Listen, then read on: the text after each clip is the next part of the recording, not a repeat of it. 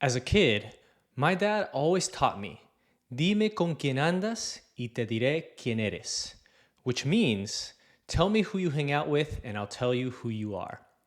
So let me ask you, who are your closest friends? I'm not talking about people you DM on Instagram or converse with on Twitter.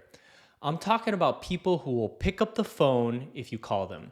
People who will drop what they're doing because you're in town and will meet you up for dinner on a weekday. It reminds me of a saying I once heard. Your best friends aren't the people who will bail you out of jail. It's the people who are sitting alongside you in jail. One of my best friends is Chou. We met while pledging for Delta Sigma Pi at UCLA, and we've been best friends ever since. We've built startups together, student organizations together, communities together, raised funding together. When you're doing something hard, it always feels good to have someone there by your side, even if you're both the blind leading the blind. It's like Batman and Robin, Kobe and Shaq. Tough work is always better when you have a partner that complements you and is making the struggle much more enjoyable. So then the question is, how do you find your partner in crime? I'm going to give you 4 actionable tips that you can immediately apply to build out your network and find your business partners. The first one is to be someone worth knowing. Now, what does that mean? It means you are a person with a skill set or knowledge that is sought after. You may think, but I don't know anything worth knowing. Well, damn, it's time to start learning and building that skill set. It can be anything. I was scrolling through YouTube and watched a video of a guy cleaning the hoofs of a cow. This dude had over 2 million views. The only way for this to work is for you to choose a topic or a skill set that you are deeply passionate about. If you don't, then you'll get bored after a while. You have to love it so deeply that you want to study it nights and weekends. Got it? All right. While building your skill set, it's time to be a responsible person with integrity.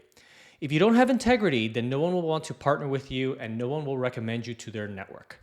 The best way to build integrity is to completely remove the victim mentality from your mindset and adopt the hunt-gather mindset. A victim waits for others to provide for them. A hunter-gatherer hunts prey to feed their family. A victim points blame to someone else when something goes wrong. A hunter-gatherer must own and learn from their mistakes so that the next time they can do better. A victim wants everything right now. A hunter-gatherer plants crops today, tends to them, and over time is able to reap those rewards. While you're building the hunt-gather mindset, it's time to learn the basic skill of remembering people's names. I, like you, used to suck at remembering people's names. And then I learned the simple trick to do it. It's all about association. Our brains are much better at associating vivid images with words than to just try and remember words by themselves. Think about directions. It's easier to remember to turn right at Earth Cafe than to turn right on Market Street. And the value of remembering people's names is immense. When you talk to them by saying their first name, they immediately pay attention. Try it. It will completely change the way people perceive you. So, to remember people's names, all you have to do is immediately associate a name with vivid imagery. I tend to associate a name with a famous person. For example, I met a woman named Gabby today, and I immediately associated her with my younger daughter's preschool teacher, Miss Gabby. Okay. Well, Miss Gabby is not necessarily famous, but it did the trick.